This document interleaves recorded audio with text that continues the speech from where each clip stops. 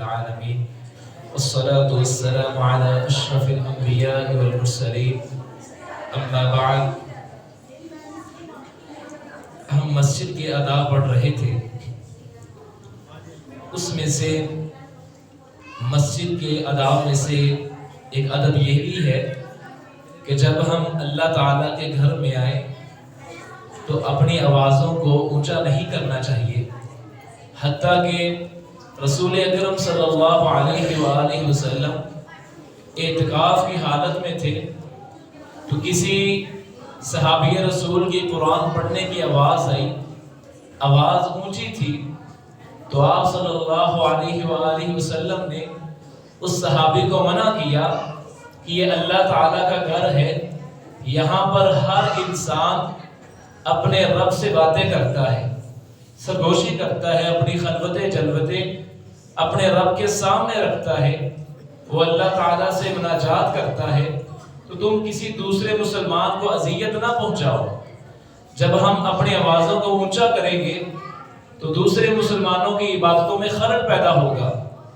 جو وہ اللہ تعالیٰ سے مخاطب ہیں، اپنے رب سے وہ استغفار کر رہے ہوتے ہیں، تو ان کے استغفار کے اندر خلل پیدا ہوتا ہے۔ تو یہ جو میری مائیں اور بہنیں ہمارے لیے قابل احترام ہیں، ان کو اس بات کو سمجھنا چاہیے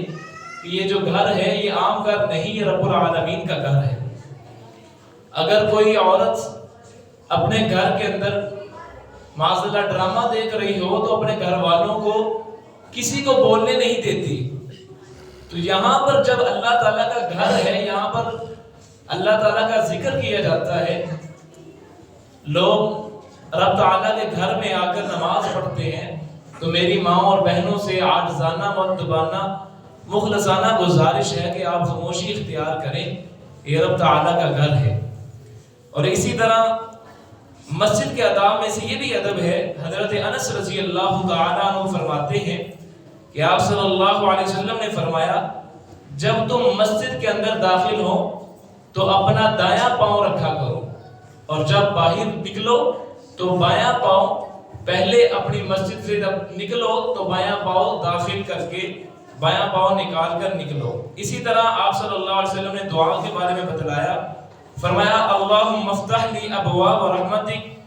جب تم مسجد کے اندر داخل ہو تو یہ دعا پڑھا کرو، اللہم افتح لی ابواب رحمتک، اے اللہ میرے لیے اپنی رحمت کے سارے دروازے کھول دے۔ اور جب مسجد سے نکلو تو یہ دعا پڑھو، اللہم انی اسألک من فضلک، اے اللہ میں آپ سے آپ کے فضل کا سوال کرتا ہوں۔ اور اسی طرح جب مسجد کے اندر آئیں تو تحیت المسجد بھی پڑھا کریں، 2 رکعتیں نماز پڑھنا، اذا دخل احدکم المسجد فلا یجلس حتی یصلی رکعتین، فرمایا تم میں سے کوئی بھی انسان جب مسجد کے اندر داخل ہو تو اس وقت تک نہ بیٹھے جب تک وہ 2 رکعتیں نہ پڑھ لے۔ اب اس کے اندر یہ واضح طور پر اللہ کے نبی علیہ السلام نے بتلا دیا ہے کہ اس وقت تک نہیں بیٹھنا جب تک 2 رکعتیں نہیں پڑھنی۔ اب فرض نماز ہو رہی ہے تو انسان اگر فرض نماز کے ساتھ مل جاتا ہے تو علماء کرام کہتے ہیں اس کی تحیت المسجد ہو جائے گی۔